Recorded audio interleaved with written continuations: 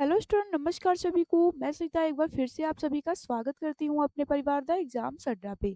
आप सब कैसे हैं? उम्मीद करती हूँ आप सब अच्छे होंगे, मस्त होंगे। तो चलिए शुरू करते हैं आज का सेशन। उम्मीद है आप सब अच्छे से प्रिपरेशन कर रहे होंगे। तो आज हम लोग पहुंच चुके हैं प्रैक्टिस सेट 5 पे। तो आइए देखते हैं, पहला प्रश्न है हमारा। भारत का प्रथम वायसराय था? Option A Hastings, option B Minto, option C Curzon, option D हो जाएगा कैनिन। तो आपको इन चार ऑप्शन में से राइट आंसर बताना है। भारत का प्रथम वायसराय कौन था? तो आइए हम देख लेते हैं कुछ इंपॉर्टेंट पॉइंट 1857 के विद्रोह के बारे में। भारतीय परिषद अधिनियम 1858 आया, जिसके अनुसार भारत का शासन ब्रिटेन सरकार के नियंत्रण में चला गया था। अब गवर्नर जनरल को वायसराय कहा जाने लगा। इस अधिनियम के अनुसार भारत का पहला वायसराय कैनिंग को नियुक्त किया गया। तो राइट आंसर हो जाएगा ऑप्शन डी कैनिंग। भारत का प्रथम वायसराय कैनिंग था। अगला प्रश्न है, क्षुद्र ग्रह पट्टी किन दो ग्रहों के बीच स्थित है? ऑप्शन ए बृहस्पति और शनि, ऑप्शन बी शनि और यूरेनस, ऑप्शन डी मंगल और बृहस्पति, ऑप्शन डी बुध और शुक्र। तो आपको इन चार विकल्प में से राइट आंसर बताना है। क्षुद्र ग्रह पट्टी किन दो ग्रहों के बीच स्थित है? तो हम बात करते हैं मंगल और बृहस्पति की। क्षुद्र ग्रह बेल्ट आंतरिक और बाहरी ग्रहों को अलग करती हैं। बृहस्पति, शनि, अरुण, वरुण बाह्य ग्रह हैं। तो किन दो ग्रहों के बीच स्थित है? तो चलिए देखते हैं, राइट आंसर हो जाएगा ऑप्शन सी मंगल और बृहस्पति के बीच। तो चलते हैं अगले प्रश्न की ओर। अगला प्रश्न है,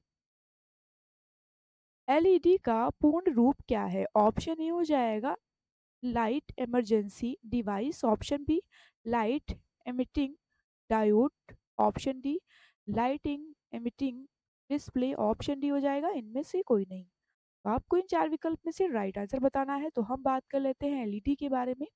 एलईडी एक अर्धचालक उपकरण है जो विद्युत धारा प्रवाहित होने पर प्रकाश उत्पन्न करता है। तो चलिए देखते हैं एलईडी का पूर्ण रूप क्या है। तो ये हो जाएगा light emitting diode, option B right answer हो जाएगा। अगला प्रश्न है, पीर पंजाल रेलवे सुरंग स्थित है? ऑप्शन ए जम्मू कश्मीर में, ऑप्शन बी हो जाएगा उत्तराखंड में, ऑप्शन डी हिमाचल प्रदेश में, ऑप्शन डी हो जाएगा सिक्किम में। तो आपको इन चार ऑप्शन में से राइट आंसर बताना है। तो हम बात करते हैं पीर पंजाल श्रेणी के बारे में। तो पीर पंजाल रेलवे सुरंग, इसे बनिहाल रेलवे सुरंग के नाम से भी जाना जाता है। ये 11.2 किलोमीटर लंबी है। तो पीर पंजाल रेलवे सुरंग कहाँ स्थित है? तो ये स्थित है जम्मू कश्मीर में। ऑप्शन ए वाले बच्चे बिल्कुल करेक्ट हो जाएंगे। अगला क्वेश्चन है, भारत में किस नदी राष्ट्रीय भाला फेंक दिवस मनाया जाता है? ऑप्शन ए हो जाएगा 19 अगस्त को, ऑप्शन बी 8 अगस्त को, ऑप्शन सी हो जाएगा 6 अगस्त को, ऑप्शन डी 7 अगस्त को। तो आपको इन चार ऑप्शन में से राइट आंसर बताना है।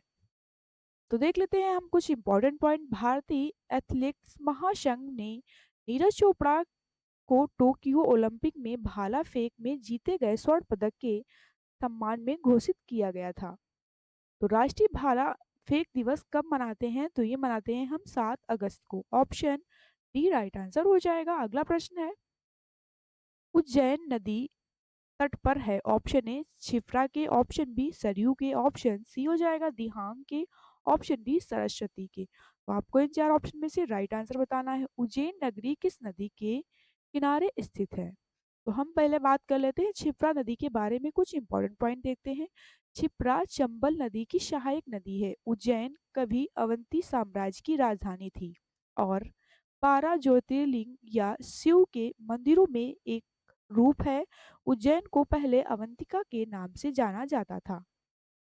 तो उज्जैन नगर क्षिप्रा नदी के तट पर स्थित है, ऑप्शन ए राइट आंसर हो जाएगा। अगला प्रश्न है, भारत के संविधान का कौन सा अनुच्छेद ग्राम पंचायत के संगठन से संबंधित है? ऑप्शन ए अनुच्छेद 38, ऑप्शन बी अनुच्छेद 40, ऑप्शन सी हो जाएगा अनुच्छेद 45, ऑप्शन डी अनुच्छेद 36। तो आपको इन चार ऑप्शन में से राइट आंसर बताना है। तो हम बात कर लेते हैं राज्य के नीति निदेशक सिद्धांत के बारे में। अनुच्छेद 36 या अनुच्छेद 51 भाग चार या निर्देश सिद्धांतों के पालन के लिए एक राज्य को परिभाषित करता है। तो आपको इन चार ऑप्शन में से राइट आंसर बताना है। अनुच्छेद ग्राम पंचायत के संगठन से संबंधित है। तो चलिए देखते हैं, राइट आंसर हो जाएगा option B article 40। Option B right answer हो जाएगा। अगला प्रश्न है, निम्नलिखित में से कौन सा क्षार चूके के पानी में पाया जाता है? ऑप्शन ए चूने के पानी में पाया जाता है। Option A calcium hydroxide. Option B हो जाएगा magnesium hydroxide. Option C potassium hydroxide. Option D हो जाएगा अमोनिया हाइड्रोक्साइड। तो आपको इन चार ऑप्शन में से राइट आंसर बताना है। तो चलिए देखते हैं, राइट आंसर हो जाएगा ऑप्शन ए राइट आंसर हो जाएगा कैल्शियम हाइड्रोक्साइड। कैल्शियम हाइड्रोक्साइड गंधहीन सफेद पाउडर है। अगला प्रश्न है, भारतीय रिजर्व बैंक की स्थापना कब हुई थी? ऑप्शन ए 1930 में। ऑप्शन बी 1948 में। ऑप्शन बी सी हो जाएगा 1951 में। ऑप्शन डी 1935 में। तो आपको इन चार विकल्प में से राइट आंसर बताना है। भारतीय रिजर्व की स्थापना किस वर्ष हुई थी? तो हम पहले बात कर लेते हैं भारतीय रिजर्व बैंक के बारे में, कुछ इंपॉर्टेंट पॉइंट देखते हैं। भारतीय रिजर्व की स्थापना 1935 में हुई थी। 1 अप्रैल 1935 को भारतीय रिजर्व बैंक अधिनियम 1934 के प्रावधानों के अनुसार की गई थी। भारतीय रिजर्व बैंक को केंद्रीय कार्यालय शुरू में कोलकाता में स्थापित किया गया था, लेकिन 1937 में स्थायी रूप से मुंबई में स्थानांतरित किया गया। तो राइट आंसर हो जाएगा, रिजर्व बैंक की स्थापना कब हुई थी? तो ये हुई थी 1935 में। ऑप्शन डी वाले बच्चे बिल्कुल करेक्ट हो जाएंगे। अगला प्रश्न है, सविनय अवज्ञा आंदोलन की शुरुआत कब हुई थी? ऑप्शन ए 1919 में। ऑप्शन बी 1920 में। ऑप्शन सी 1928 में। ऑप्शन डी हो जाएगा 1930 में। तो आपको इन चार ऑप्शन में से राइट आंसर बताना है।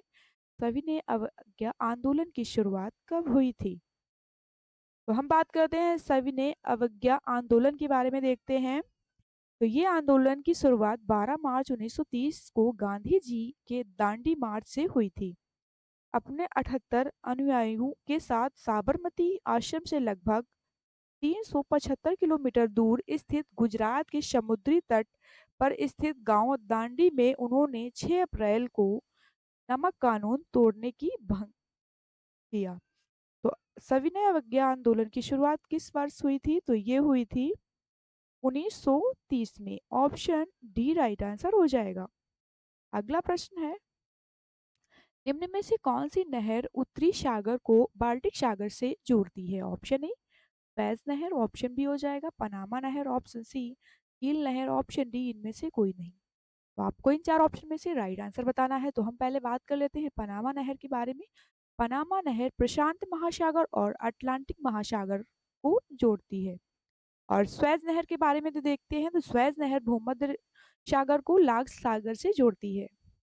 और कौन सी नहर उत्तरी सागर को बाल्टिक सागर से जोड़ती है? तो ये नहर हो जाएगी कील नहर। ऑप्शन सी राइट आंसर हो जाएगा।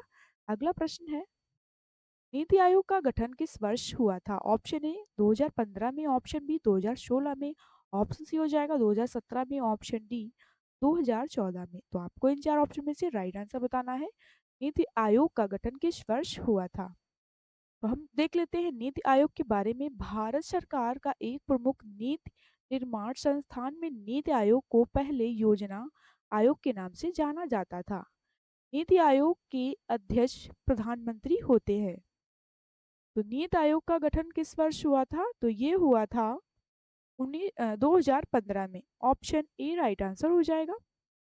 नेक्स्ट, दूरी मापने की सबसे बड़ी इकाई कौन सी है? ऑप्शन ए खगोलीय इकाई। ऑप्शन बी वार्षिक। ऑप्शन सी प्रकाश वर्ष। ऑप्शन डी समुद्री मील। तो आपको इन चार विकल्प में से राइट आंसर बताना है। दूरी मापने की सबसे बड़ी इकाई कौन सी है? तो चलिए देखते हैं, राइट आंसर हो जाएगा ऑप्शन बी वार्षिक। ऑप्शन बी राइट आंसर हो जाएगा। इसका इस्तेमाल खगोलीय पिंडों के बीच की दूरी मापने के लिए पारसेक का उपयोग होता है। एक पारसेक में लगभग 3.26 खगोलीय इकाई होती हैं। अगला प्रश्न है, ऊर्जा किस प्रकार की ऊर्जा है? ऑप्शन ए सदिश। ऑप्शन बी हो जाएगा सदिश और अदिश दोनों, ऑप्शन सी हो जाएगा अदिश, ऑप्शन डी हो जाएगा इनमें से कोई नहीं। इनमें से कोई नहीं। तो आपको इन चार विकल्प में से राइट आंसर बताना है। ऊर्जा किस प्रकार की ऊर्जा है? तो हम बात कर लेते हैं अदिश राशि के बारे में। तो अदिश राशि एक भौतिक राशि होती है जिसका केवल प्रमाण होता है और कोई दिशा नहीं होती है। अदिश राशियों के बारे में कुछ उदाहरण देखते हैं। आयतन, द्रव्यमान, विद्युत धारा, दूरी। तो आपको इन चार विकल्प में से राइट आंसर बताना है। ऊर्जा किस प्रकार की ऊर्जा है? तो ये हो जाएगी अदिश, ऑप्शन सी राइट आंसर हो जाएगा। अगला प्रश्न है, वाहनों से निकलने वाली कौन सी गैस होती है? Option A carbon monoxide, option B sulphur dioxide, option C हो जाएगा हाइड्रोकार्बन, ऑप्शन डी इनमें से कोई नहीं। तो आपको इन चार विकल्प में से राइट आंसर बताना है। तो हम देख लेते हैं, वाहनों से निकलने वाली गैस स्वास्थ्य के लिए हानिकारक होती है। इनमें से एक प्रमुख गैस है कार्बन मोनोऑक्साइड। तो वाहनों से निकलने वाली कौन सी गैस है? तो ये हो जाएगी carbon monoxide, option A right answer हो जाएगा। अगला प्रश्न है, हीमोग्लोबिन में उपस्थित धातु कौन सी है? ऑप्शन ए तांबा, ऑप्शन बी जस्ता, ऑप्शन सी लोहा, ऑप्शन डी इनमें से कोई नहीं। तो हम देख लेते हैं हीमोग्लोबिन के बारे में कुछ इंपॉर्टेंट पॉइंट। हीमोग्लोबिन लाल रक्त कोशिकाओं में पाया जाने वाला एक प्रोटीन है। हीमोग्लोबिन में लोहा भी मौजूदगी की वजह से ही ये ऑक्सीजन को शरीर के ऊतकों तक पहुंचाता है। होमोग्लोबिन में उपस्थित धातु कौन सी है? तो ये हो जाएगी लोहा, ऑप्शन सी राइट आंसर हो जाएगा। अगला प्रश्न है, महाराष्ट्र में किस नदी का विस्तार सबसे अधिक है? Option A Godavari, option B हो जाएगा Yamuna, option C Ganga, option D Narmada. तो हम बात कर लेते हैं गोदावरी नदी के बारे में देखते हैं। तो गोदावरी नदी का उद्गम महाराष्ट्र के नासिक जिले की त्र्यंबकेश्वर से होता है। ये नदी भारत की दूसरी सबसे लंबी नदी है। तो महाराष्ट्र में किस नदी का विस्तार सबसे अधिक होता है? तो ये होता है गोदावरी नदी का, ऑप्शन ए राइट आंसर हो जाएगा। अगला प्रश्न है, निम्नलिखित में से अफगानिस्तान की राजधानी क्या है? Option A Kabul, option B Havana, option C हो जाएगा ओटावा, ऑप्शन डी हो जाएगा सियोल। तो आपको इन चार विकल्प में से राइट आंसर बताना है। तो हम पहले देख लेते हैं कुछ राजधानी, कुछ देश की राजधानी। तो पहले देख लेते हैं, क्यूबा की राजधानी हो जाएगी हवाना, और नाइजीरिया की हो जाएगी अबुजा, और देख लेते हैं दक्षिण कोरिया की, तो ये हो जाएगी सियोल, और हांगकांग की विक्टोरिया, पनामा की हो जाएगी पनामा सिटी। तो अफगानिस्तान की राजधानी क्या है? तो आप लोगों को पता ही होगा अफगानिस्तान की राजधानी, तो ये हो जाएगी Kabul, option A right answer हो जाएगा। अगला प्रश्न है, दक्षिण भारत के पठारी प्रदेशों की कौन सी नदी दो भागों में प्रवाहित करती है? ऑप्शन ए नर्मदा नदी, option B Chambal, option C Godavari, option D Betwa. तो आपको इन चार ऑप्शन में से राइट आंसर बताना है। दक्षिण भारत के पठारी प्रदेशों की कौन सी नदी दो भागों में प्रवाहित करती है? तो पहले हम बात कर लेते हैं नर्मदा नदी के बारे में। भारत की पांचवी पश्चिमी दिशा में बहने वाली सबसे लंबी नदी है। ये मध्य प्रदेश राज्य की सबसे बड़ी नदी भी है। नर्मदा नदी का उद्गम मध्य प्रदेश के अमरकंटक पहाड़ से होता है। तो चलिए देखते हैं, राइट आंसर हो जाएगा ऑप्शन ए नर्मदा नदी। नेक्स्ट, चंदावर का युद्ध किस किस के मध्य हुआ? ऑप्शन ए जय सिंह और नरसिंह देव, ऑप्शन बी हो जाएगा पृथ्वीराज चौहान, अजय पाल, ऑप्शन सी जयचंद्र और मोहम्मद गौरी के बीच, ऑप्शन सी हो जाएगा ऑप्शन डी इनमें से कोई नहीं। तो आपको इन चार ऑप्शन में से राइट आंसर बताना है। तो देख लेते हैं चंदावर के बारे में कुछ इंपॉर्टेंट पॉइंट है। चंदावर वर्तमान में फिरोजाबाद का पूर्ववर्ती नगर है। चंदावर को युद्ध 1100 देख लेते हैं, चंदावर का युद्ध 1194 के मोहम्मद गौरी और जयचंद के बीच लड़ा गया था। आगरा के करीब यमुना नदी पर हुआ था। तो देख लेते हैं चंदावर का युद्ध किस किस के मध्य हुआ था? तो ये हुआ था जयचंद और मोहम्मद गौरी के बीच, ऑप्शन सी राइट आंसर हो जाएगा। अगला प्रश्न है, निम्न में से गांधी इरविन समझौता दूसरा गोलमेज सम्मेलन कब हुआ? Option A 1931, option B 1929, option C हो जाएगा 1927, 1928। तो आपको इन चार ऑप्शन में से राइट आंसर बताना है। तो हम बात कर लेते हैं गोलमेज सम्मेलन के बारे में, कुछ देखते हैं। तो प्रथम गोलमेज सम्मेलन 1930 में हुआ था और कांग्रेस आंदोलन को कुचलने का प्रयास। तीसरा गोलमेज सम्मेलन ने 1932 में हुआ था और 1934 सविनय अवज्ञा आंदोलन हुआ था। तो गांधी इरविन समझौता दूसरा गोलमेज सम्मेलन कब हुआ था? तो ये हुआ था 1931 में। ऑप्शन ए राइट आंसर हो जाएंगे। चलिए देखते हैं, अगला क्वेश्चन है, राजीव गांधी राष्ट्रीय पार्क कहाँ स्थित है? ऑप्शन ए हो जाएगा राजस्थान में, option B Karnataka, option D इनमें से कोई नहीं, ऑप्शन सी मध्य प्रदेश। तो आपको इन चार विकल्प में से राइट आंसर बताना है। तो हम पहले बात करते हैं राजीव गांधी राष्ट्रीय पार्क के बारे में। ये पार्क राजीव गांधी राष्ट्रीय उद्यान को नागरहोल राष्ट्रीय उद्यान के नाम से जाना जाता था। राजीव गांधी क्षेत्रीय प्राकृतिक इतिहास संग्रहालय राजस्थान में स्थित है। तो राइट आंसर हो जाएगा राजीव गांधी राष्ट्रीय पार्क कहाँ स्थित है? तो ये स्थित है कर्नाटक राज्य में। ऑप्शन बी राइट आंसर हो जाएगा। अगला प्रश्न है, राष्ट्रीय व्यावसायिक स्वास्थ्य संस्थान कहाँ स्थित है? ऑप्शन ए अहमदाबाद में, ऑप्शन बी मध्य प्रदेश में, option C Bhubaneswar, option D Patna.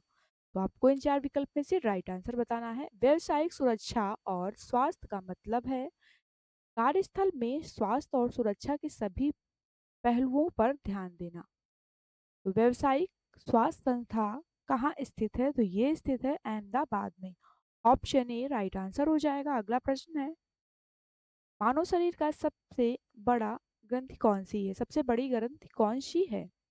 Option A अग्नाशय, option B हो जाएगा थायराइड, ऑप्शन सी यकृत, ऑप्शन डी हो जाएगा इनमें से कोई नहीं। तो आपको इन चार ऑप्शन में से राइट आंसर बताना है। मानव शरीर की सबसे बड़ी ग्रंथि कौन सी है? तो हम बात करते हैं यकृत के बारे में। यकृत शरीर का सबसे भारी आंतरिक ग्रंथि है। ये पित्त स्रावित करता है जो पाचन में मदद करता है। ये रक्त को फिल्टर करता है और यकृत अंतःस्रावी और बहिःस्रावी ग्रंथि है। तो सबसे बड़ी ग्रंथि कौन सी है? तो ये हो जाएगी यकृत ग्रंथि। ऑप्शन सी राइट आंसर हो जाएगा। अगला प्रश्न है, कोयला, पेट्रोल, डीजल आदि का प्रदूषण मुख्यतः। ऑप्शन ए जल प्रदूषण का है, वायु प्रदूषण का है, मृदा प्रदूषण का है, ऑप्शन डी हो जाएगा ध्वनि प्रदूषण का है। तो आपको इन चार विकल्प में से राइट आंसर बताना है। तो हम पहले बात करते हैं कोयला। कोयला एक ठोस कार्बनिक पदार्थ है और पेट्रोलियम एक गहरा तरल पदार्थ है और डीजल में कार्बन मोनोऑक्साइड गैस होती है। तो राइट आंसर हो जाएगा ऑप्शन बी वायु प्रदूषण का। ऑप्शन बी राइट आंसर हो जाएगा। अगला प्रश्न है, शांत घाटी कहाँ स्थित है? ऑप्शन ए कर्नाटक में, ऑप्शन बी असम में, ऑप्शन सी केरल में, ऑप्शन डी इनमें से कोई नहीं। तो देख लेते हैं शांत घाटी के बारे में कुछ इंपॉर्टेंट फैक्ट। शांत घाटी केरल में स्थित है। ये नीलगिरी पहाड़ियों में है। शांत घाटी को साइलेंट वैली के नाम से भी जाना जाता है। साल 1973 में शांत घाटी आंदोलन शुरू किया गया था। तो शांत घाटी कहाँ स्थित है? तो ये स्थित है केरल राज्य में। ऑप्शन सी राइट आंसर हो जाएगा। अगला प्रश्न है, भारत में कितने रामसर स्थल हैं? ऑप्शन ए हो जाएगा 62, ऑप्शन बी 85, ऑप्शन सी हो जाएगा 66, ऑप्शन डी 75। तो आपको इन चार विकल्प में से राइट आंसर बताना है। दिसंबर 2024 तक भारत में 85 रामसर स्थल हैं।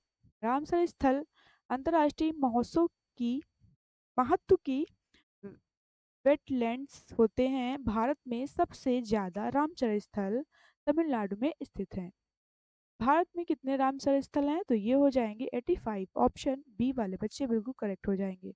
अगला प्रश्न है, निम्नलिखित में से 11वीं अनुसूची किससे संबंधित है? ऑप्शन ए नगर पालिका से, ऑप्शन बी शपथ ग्रहण से, ऑप्शन सी पंचायत राज से, ऑप्शन डी भाषा से।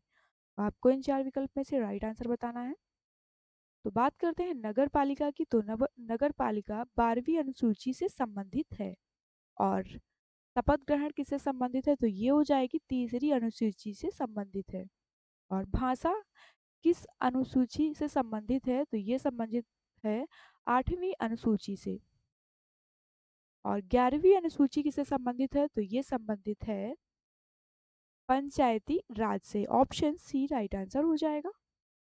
अगला प्रश्न है, निम्न में से किस धातु का उपयोग ज्योति तीव्रता मापने के लिए किया जाता है। Option A candela, option B kelvin, option C हो जाएगा मोल, ऑप्शन डी एम्पियर। तो आपको इन चार विकल्प में से राइट आंसर बताना है। ज्योति तीव्रता प्रकाश स्रोत और द्वारा उत्सर्जित तरंग दैर्ध्य भारतीय शक्ति की एक माप है जो प्रकाश की कार्य क्षमता के आधार पर प्रति इकाई ठोस कोण में मानव आंख पर प्रति इकाई ठोस कोण मानव आंख की संवेदनशीलता का मानकृत मंडल है। तो ज्योति तीव्रता मापने के लिए किया जाता है, तो ये किया जाता है कैडला को। ऑप्शन ए राइट आंसर हो जाएगा। नेक्स्ट, निम्न में से जंतु जगत में मोलस्का संघ का एक उदाहरण है। Option A octopus, option B dolphin, option C समुद्री घोड़ा, ऑप्शन डी किंग गैब। तो आपको इन चार विकल्प में से राइट आंसर बताना है। तो हम बात करते हैं मोलस्का संघ के बारे में। मोलस्का आर्थ्रोपोडा के अकशेरुकी जंतु का दूसरा सबसे बड़ा संघ है। मोलस्का सबसे बड़ा समुद्री समूह है जिसमें सभी नामित समुद्री जीवों का लगभग 23% शामिल है। कई मोलस्का मीठे पानी और स्थलीय आवासों में रहते हैं। तो मोलस्का संघ का एक उदाहरण है। तो आप लोगों को इन चार विकल्प में से राइट आंसर बताना है। तो ये हो जाएगा octopus. Option A right answer हो जाएगा। तो आज का सेशन हमारा यहीं तक था। अगर आप लोगों को ये सेशन पसंद आया हो तो लाइक शेयर और चैनल को सब्सक्राइब करें। जय हिंद, जय भारत। फिर मिलते हैं अगली क्लास में। Thank you so much.